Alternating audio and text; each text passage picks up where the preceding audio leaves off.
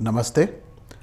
आज के इस वीडियो में हम लोग बात करेंगे placement of sixth Lord in ninth house के बारे में। देखिए, जो ये कॉम्बिनेशन है, इसको अगर मैं बृहत्पराशर होरा शास्त्र में देखता हूँ तो वहाँ पे इसको बहुत अच्छा कॉम्बिनेशन नहीं बताया गया। और बृहत्पराशर होरा शास्त्र में लिखा जो गया है वर्डिंग, जो मेरे पास ये सीताराम झा का एडिशन है, मेरे पास हिंदी का बृहत्पराशर होरा शास्त्र का, ये एडिशन में बोला गया है कि जब षष्टेश नवम भाव में हो तो ऐसे लोग पत्थर और लकड़ी बेचने वाले होते हैं और व्यापार में हानि और कहीं वृद्धि भी होती है। यानी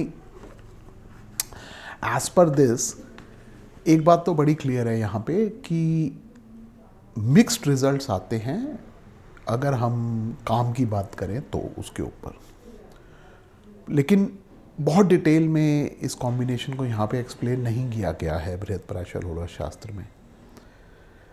अगर हम इस सब कॉम्बिनेशन को समझने की कोशिश करें तो देखिए यहाँ पे क्या हो रहा है। सिक्स्थ लॉर्ड, सिक्स्थ हाउस के बारे में हम लोगों ने पहले भी बात की है कि जो सिक्स्थ हाउस है वो दूस्थानों में भी आता है और वन ऑफ द उपचय स्थान भी है। और बाय नेचर जो सिक्स्थ लॉर्ड है वो त्रिषडाय यानी 3, 6, 11 में आता है, जिसकी वजह से जो सिक्स्थ लॉर्ड है वो एक मैलेफिक प्लैनेट भी माना जाता है। तो अगर हम अब इस प्लेसमेंट को देखते हैं तो यहाँ पे क्या हो रहा है, जो सिक्स्थ लॉर्ड है, जो सिक्स्थ हाउस का लॉर्ड है, वो नाइन्थ में जा रहा है, यानी सिक्स्थ से फोर्थ हाउस में जा रहा है, यानी सिक्स से एक वो केंद्र पोजीशन में जा रहा है। इस कारण हो क्या रहा है, सिक्स्थ हाउस जो है उसको स्ट्रेंथ मिल रही है, बिकॉज वो लगन से नाइन्थ में चला गया, यानी एक त्रिकोण में, और हाउस से, अपने घर से वो एक केंद्र में चला गया। तो इस वजह से जो ये लॉर्ड है, जो ये कॉम्बिनेशन है, ये एक प्रकार का राजयोग बनाता है सिक्स्थ हाउस के लिए। ये हमें यहाँ पे एक बात समझनी चाहिए। उससे होगा क्या, जो सिक्स्थ हाउस की प्रॉपर्टीज़ हैं उनको स्ट्रेंथ मिलेगी। अब सिक्स्थ हाउस जो है वो डिजीज़ को रिप्रेजेंट करता है, वो डेप्थ्स को रिप्रेजेंट करता है, लेकिन वो एक हाउस ऑफ ग्रोथ भी है। तो इस वजह से यहाँ पे इन सारी प्रॉपर्टीज़ को स्ट्रेंथ मिल रही है because of placement of sixth Lord in ninth house. तो जब भी ये कॉम्बिनेशन आएगा, हमारे को एक बात जरूर समझनी चाहिए यहाँ पे, वो ये कि सिक्स्थ लॉर्ड इन नाइन्थ जो है, वो जो मैंने इन प्रैक्टिस देखा है, वो करियर के लिए, यानी स्पेशली जो लोग किसी प्रकार की जॉब में होते हैं या सर्विसेज में होते हैं, उन लोगों के लिए ये कॉम्बिनेशन अच्छे रिजल्ट देता है, वो ख़राब रिजल्ट नहीं देता है। ठीक है, ये बात मैं ज़रूर मानूंगा, प्रॉब्लम्स आती हैं लाइफ में, लेकिन वो सॉल्व हो जाती हैं। अगर हम सिक्स्थ लॉर्ड की प्रॉपर्टीज़ को देखें यहाँ पे, तो सिक्स्थ लॉर्ड जैसे मैंने आपको बताया मैलेफिक है, तो इस वजह से sixth Lord in ninth house जो है वो फादर के लिए या फादर फिगर्स जो हमारी लाइफ में आते हैं उनके लिए इतना अच्छा नहीं रहता है। जो देखा है वो ये है कि ऐसे लोगों को कि जनरली अपने टीचर्स के साथ, अपने गुरुज के साथ, अपने फादर के साथ आर्ग्यूमेंट्स रहते हैं और थोड़ी बहुत उन लोगों के साथ इनकी प्रॉब्लम्स रहती हैं। तो सिक्स्थ लॉर्ड नाइन्थ में ये चीज़ देता है। दूसरी चीज़, जैसे बृहत्पराशर होरा शास्त्र में एक बात बोली गई कि कभी फ़ायदा कभी नुकसान होता है।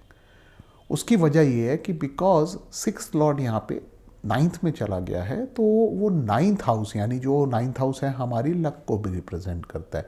तो हमारी लक के लिए वो एक अरिष्ट है, बिकॉज एक मैलेफिक लॉर्ड नाइन्थ में बैठ गया है जाके।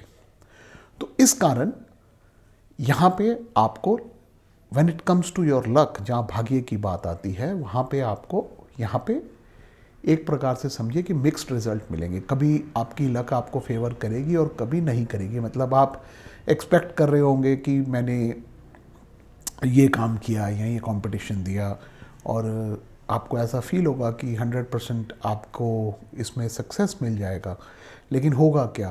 Because of placement of 6th Lord in 9th house हो सकता है आपको वो फर्स्ट टाइम में सक्सेस ना मिले और आपको दोबारा से उस चीज़ को पाने के लिए एफर्ट करने पड़े। तो ये एक रिजल्ट है जो मैंने placement of 6th Lord in 9th house में देखा है।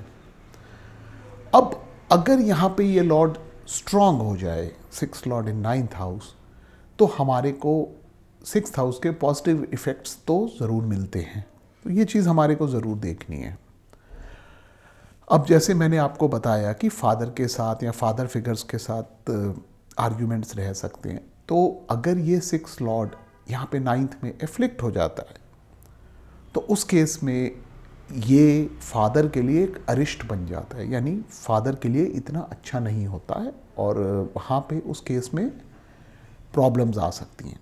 तो हमारे को जब भी हम कॉम्बिनेशन को देख रहे हैं, हमारे को ये चीज़ ज़रूर देखनी चाहिए कि जो 6th लॉर्ड है वो 9th में कहीं एफ्लिक्ट तो नहीं हो रहा। बिकॉज अगर यहाँ पे जाके स्ट्रेंथ गेन कर जाएगा तो आर्ग्यूमेंट्स होना एक अलग बात है, बट अरिष्ट नहीं है, फादर के लिए ख़राब नहीं है वो कॉम्बिनेशन। आर्ग्यूमेंट्स हो सकते हैं। यहाँ ऐसा भी होता है कि इन लोगों को अपना भाग्य को जगाने के लिए अपनी बर्थ प्लेस से दूर जाना पड़ सकता है।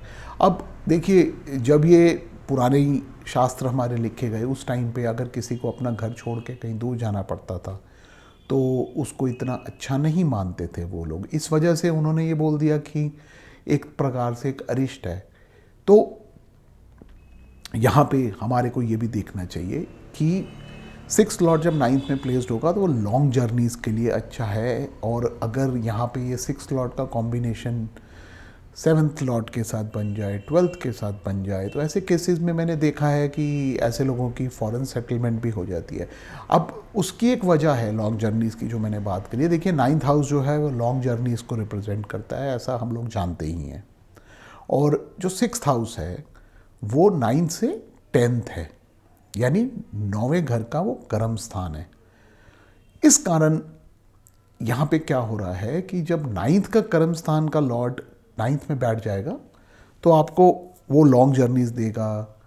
और 9th के जो रिजल्ट्स हैं, यानी भाग्य को जगाने के लिए जर्नी लेनी पड़ सकती है, इस तरह के आपको रिजल्ट्स देखने को मिलेंगे। तो इस वजह से इस कॉम्बिनेशन को हम बिल्कुल ख़राब भी नहीं कह सकते और बहुत अच्छा भी नहीं कह सकते। यहाँ पे हमारे को ये चीज़ बड़ी ध्यान से देखनी है कि ओवरऑल बाकी कुंडली के अंदर क्या कॉम्बिनेशंस बन रहे हैं और हमें किस प्रकार के रिजल्ट मिल रहे हैं। क्योंकि जैसे मैंने आपको बताया ही है कि बृहस्पति होरा शास्त्र में एक उन्होंने सिंगल लाइन दी हुई है, पत्थर और लकड़ी का काम करने वाला और कभी फ़ायदा कभी नुकसान। जहाँ पे उन्होंने कभी फ़ायदा कभी नुकसान लिख दिया तो उसकी हमें इंटरप्रिटेशन ये लेनी है कि लक के अंदर आपको मिक्स रिजल्ट्स मिल रहे हैं। इससे ज़्यादा बृहस्पति होरा शास्त्र में नहीं दिया गया, लेकिन जो प्रैक्टिस में हमने देखा, मैंने आपको बताया ही है कि जर्नीज़ करनी पड़ सकती हैं। अब एक चीज़ और देखिए, मैंने यहाँ पे अगर 6th लॉर्ड एफ्लिक्ट हो जाए, आपने देखा होगा बहुत बार क्या होता है कि आदमी कोई काम के लिए उधार उठाता है और जर्नी करता है कि मैं ये ट्रिप लगाऊंगा, टूर पे जाऊंगा तो मुझे बेनिफिट हो जाएगा। तो बेनिफिट वहाँ उसको मिलता है, लेकिन उसके ऊपर कोई डेप्ट आ जाते हैं, उधार आ जाता है। तो वो भी आपको 6th लॉर्ड इन 9th हाउस के केस में देखने को मिल सकता है कि आदमी अपने काम को बढ़ाने के लिए कोई जर्नी करता है और उसको पूरा करने के लिए उसको डेप्ट लेने पड़ सकते हैं। तो जब भी 6th लॉर्ड 9th में प्लेस्ड होगा, हमारे को इस प्रकार के रिजल्ट देखने को मिलेंगे। धन्यवाद।